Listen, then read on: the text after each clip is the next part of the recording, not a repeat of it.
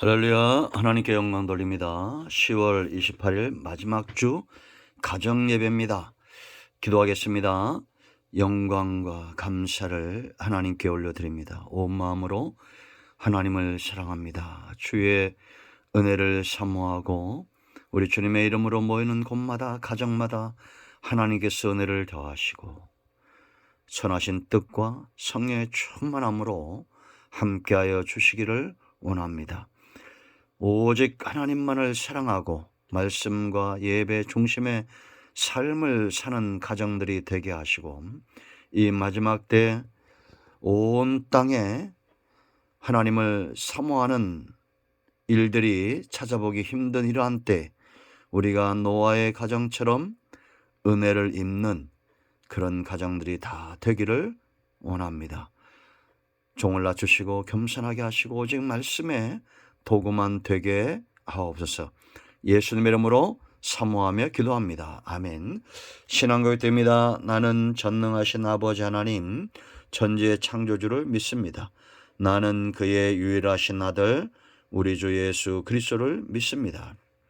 그는 성령으로 잉태되어 동정녀 마리아에게서 나시고 본디오 빌라도에게 고난을 받아 십자가에 못 박혀 죽으시고 장사된 지 사흘 만에 죽은 자 가운데서 다시 살아나셨으며 하늘에 오르시어 전능하신 아버지 하나님 우편에 앉아 계시다가 거기로부터 살아있는 자와 죽은 자를 심판하러 오십니다.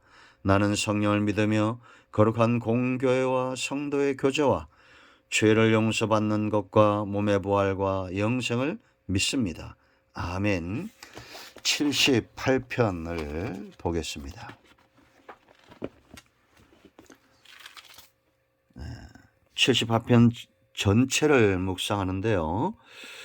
72절 한 절만 보겠습니다. 이에 그가 그들을 자기 마음의 완전함으로 기르고 그의 손에 능숙함으로 그들을 지도하였도다. 아멘. 할렐루야. 여러분과 여러분의 가정을 하나님께서 축복하시기를 원하며 예수님의 이름으로 응답의 은혜가 임하기를 축원드립니다. 오늘도 여호와이랍니다. 하나님께서 반드시 저와 여러분을 통해서 하나님의 선하신 뜻을 세우시고 응답하실 것을 믿습니다. 이 78편이 굉장히 중요하고요. 핵심 구절은 바로 72절입니다. 1절로 11절까지의 내용들은 영상으로 이제 나가게 될 것이고, 이제 오늘 전체를 한 번 더 가정예배 시간에 다루게 됩니다.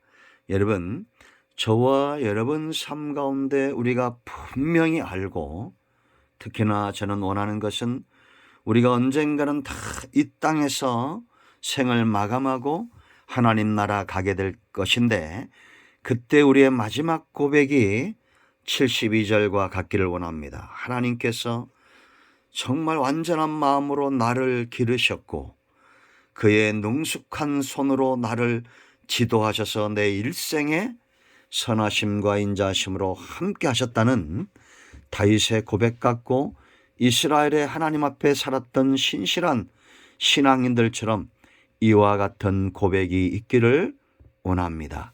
지금 여러분, 지금 78편은 어떤 것이냐?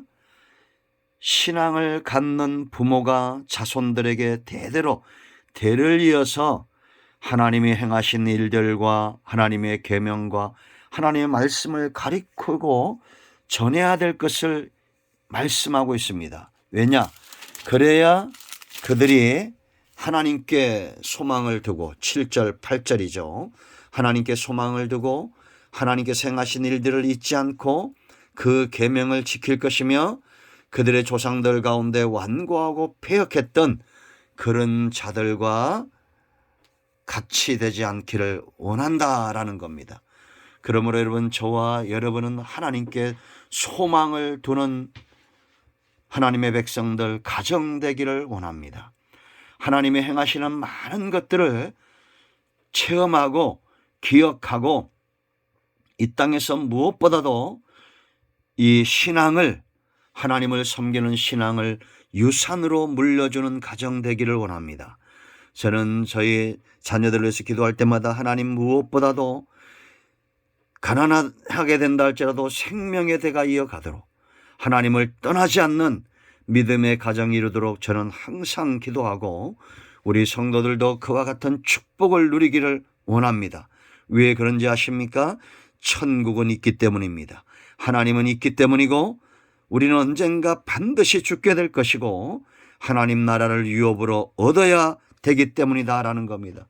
그런데 여러분, 안타까운 것은 이스라엘은 쉽게 하나님을 잊어버리고 하나님을 잊어버린 백성들에게 은혜를 베풀고 그래도 되지 않으면 매를 대시고 그래도 그들이 돌이키지 않을 때는 그들 가운데 다윗 같은 사람들을 세우신 것을 보게 됩니다. 여러분, 저는 이 시대에 저와 여러분이 그와 같은 은혜를 누리길 바랍니다. 그래서 여러분 70절 말씀 보면 또 그의 종 다윗을 택하시되 양의 우리에서 취하시고 가장 낮은 곳에서 다윗왕을 택하여 온 나라를 회복시키셨던 그 하나님, 그 백성들을 회복시키셨던 하나님, 그들이 사울왕을 택하였을 때는 그들 보기에 좋았던 사울이었습니다. 키도 크고 훤칠하고 누구보다도 잘생겼고, 그러나 그들이 사울왕을 선택했을 때는 하나님이 이스라엘 백성들에게 뭐라고 말했습니까? 저들이 나를 버렸다고 말했습니다. 결국 화근이 이스라엘 가운데 임하고 하나님은 그들 가운데 다윗을 준비하시고 하나님 마음에 합한 사람 다윗을 택하여 다시 한번 이스라엘을 크게 등용하고 복을 주셨던 것을 우리가 기억합니다. 여러분의 가정의 자손들이 이 나라의 민족 가운데 다윗 같은 사람들이 일어나기를 바랍니다. 자, 여러분, 이제 12절부터 마지막 72절까지 이스라엘의 역사를 애굽부터 다윗까지를 이야기하는데 우리나라랑 참 많이 닮아 있습니다. 여러분, 우리나라가 1905년 1907년도에 평양 장대현 교회를 비롯해서 큰 부흥의 역사가 일어났을 때에 상가는 다 철시를 하고 학교도 휴업을 하면서 부흥회에 모이고 교회로 몰려들기 시작했습니다. 그런데 그 은혜가 오래가지 않았어요. 하나님 앞에서 범죄하고 정치적으로는 다툼이 일어나고 교회들도 분쟁하고 그럴 때 하나님이 진노의 매를 대셔서 6.25 전쟁이 터졌다라는 것입니다. 여러분, 이스라엘 백성들 마찬가지입니다. 하나님을 이들이 떠나고 하나님을 거역할 때 하나님께서 61절부터 여러분 64절까지 보세요. 전쟁에 붙이고 청년들은 불살라지고 처녀들은 혼인 노래를 들을 수 없으며 제사장들은 칼에 엎드러지고 과부들은 애국도 하지 못하였다. 전쟁의 참상이죠. 저런 우리나라가 여러분 잘 분별하세요. 지금 어떤 상황에 있는 것 같습니까? 하나님을 배반하고 하나님을 쉽게 떠나고 58절 말씀 보면 자기 신당들을 섬기고 우상을 섬기고 하나님의 진노하는 이 우상 숭배자에게 진노가 임하게 되고 하나님을 거역하고 떠나가는 자들, 이런 세대라고 여러분 생각하지 않습니까? 무당이 판을 치고 우상 숭배가 판을 치는 그런 시대가 되어졌다고 여러분 생각하지 않습니까? 우리가 전쟁의 매를 또 한 번 맞으면 안 됩니다. 저는 어떤 분들은 미국에서 한국 전쟁이 또 일어날 거라고 예언하는 분들이 있어요.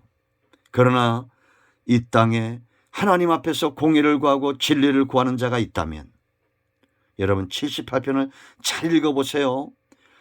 하나님 앞에 반역하고 하나님은 은혜를 베풀고 그러면 하나님이 또 진노하시고 그들을 돌이키도록 매를 대시고, 그런데 하나님께서 진노를 다 쏟지 않았다. 38절에 그렇게 말합니다. 왜냐?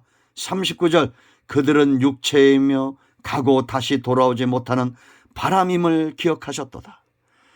바람 같은 사람, 좌우로 흔들리는 사람, 지조가 없는 사람, 그것이 인생인 걸 알고 진노를 다 쏟지 않았기 때문에 우리가 사는 거예요. 그러나 매를 댈 때는 아픕니다. 그래서 여러분 31절 하나님이 그들에게 노염을 나타내사 그들 중 강한 자를 죽이시며 이스라엘의 청년들을 쳐 엎드러지겠다라고 말합니다. 그런데 이런 매를 맞음에도 32절 이러함에도 그들은 여전히 범죄하여 그의 기이한 일들을 믿지 아니하였으므로 라고 말합니다. 여러분, 저는 이 나라가 사울왕을 뽑을 때와 참 닮아 있다고 생각합니다.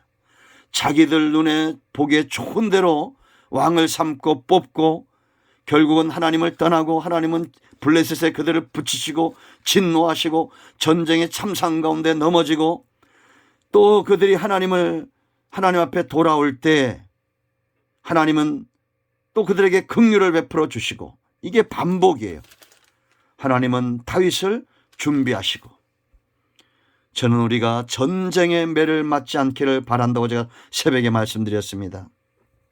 하나님은 지금도 우리에게 애굽에서 이끌어냈던 이스라엘 백성들처럼 14절 보세요. 여러분, 구름으로 밤에는 불기둥으로 인도하신다라는 확신이 있습니다. 왜냐? 양이 없으면 목자가 아니기 때문이에요. 모세와 아론을 세워서 그들을 인도하시고 우리가 77편 20절에 봤죠. 지금도 하나님 앞에 신실한 교회와 성도들과 영적인 지도자들이 있다고 저는 확신합니다. 그들을 통해서 하나님은 인도하실 겁니다. 세상에서 하나님의 백성들을 이끌어내기 위해서 강한 손을 더하실 거예요. 우리는 이것을 기억해야 됩니다. 그런데 이스라엘은 기억하지 않았어요. 42절 말씀 보면 그들이 그의 권능의 손을 기억하지 아니하며 대적에게 그들을 구원하신 날도 기억하지 아니하였도다. 쉽게 잊어버리고 하나님을 떠났던 이스라엘과 우리는 달라야 됩니다. 하나님을 기억하고 그 능력의 손길을 기억하고 이 땅에 여러분 한국교회가 어떤 발자취를 걸어왔는지를 잘 보세요. 6.25란 매를 맞고 한국교회는 크게 부흥이 일어났습니다. 60년대 70년대 들어오면서 엄청난 간증들이 있었어요. 그 가운데 하나를 소개할까요? 침례교회 여러분 오간성 목사님이란 분이 있었습니다. 지금은 돌아가셨죠. 그분이 교회가 한참 부흥이 되고 교회가 기도에 불이 붙었을 때 동네 사람들이 양동이 들고 교회로 왔답니다. 왜 오셨냐고 물으니까 교회가 불이 붙어서 불 끌어왔다고.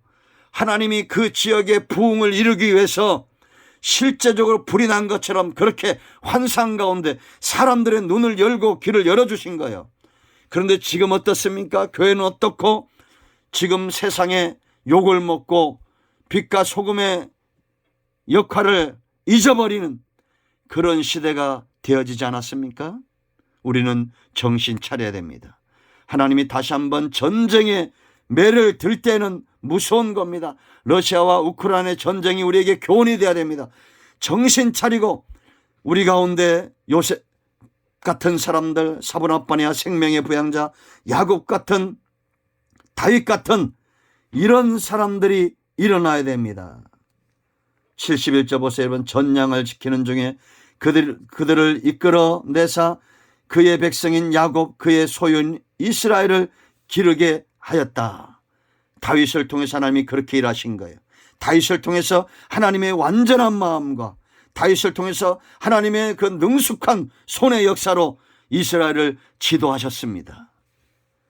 하나님은 지금 이 혼란스러운 가운데 정치적으로 참 혼란스럽죠. 교회도 혼란스럽고 그러나 우리 가운데 다윗처럼 준비되는 사람들이 있다고 저는 확신합니다.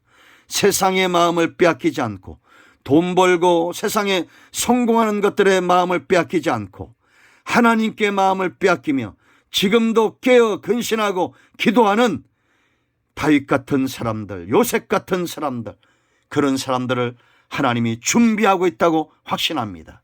여러분의 가정과 여러분의 자손들이 이 시대의 다윗이 되기를 원합니다. 하나님의 전능의 손길, 과거에 여러분들에게 은혜를 주셨던 그 하나님을 기억하세요. 잃어버리지 마세요. 구원의 손길을 기억하세요. 하나님만이 생명이고 하나님만이 나의 소망임을 기억하시기 바랍니다. 예수 이름 붙들고 다시 한번 일어나시고 교회로 돌아오세요. 예배의 삶으로 돌아오시고 하나님 중심으로 돌아오세요. 하나님이 여러분들 가운데 재물 얻을 능력을 주는 분들이 있습니다. 하나님이 여러분들 가운데 기도의 은사를 주시는 분들이 있습니다. 전도의 은사를 주시는 분들이 있어요. 예배를 사모하도록 마음을 주시는 분들이 있어요.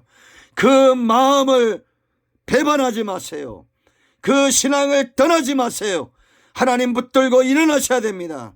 그것이 여러분의 가정을 세우는 것이고 여러분의 자손들을 세상에 빼앗기지 않는 것이며 지옥으로 몰아내는 어리석은 부모가 되지 마세요. 무엇보다도 하나님 중심으로 일어나셔야 됩니다. 기도하겠습니다. 하나님, 이 말씀대로 되기를 원합니다.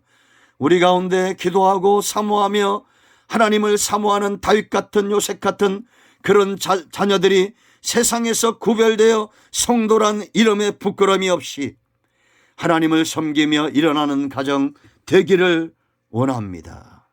예수님의 이름으로 사모하며 축복하며 치유하며 기도합니다. 아멘, 할렐루야. 이제 여러분 서로 합심해서 기도 제목을 나누시고 기도하시고 예수님의 이름으로 기도하세요. 그리고 마무리 기도 가장히 하시고 주기도문으로 마치시 바랍니다. 응답이 여러분과 여러분의 가정에 임하였습니다. 아멘, 할렐루야.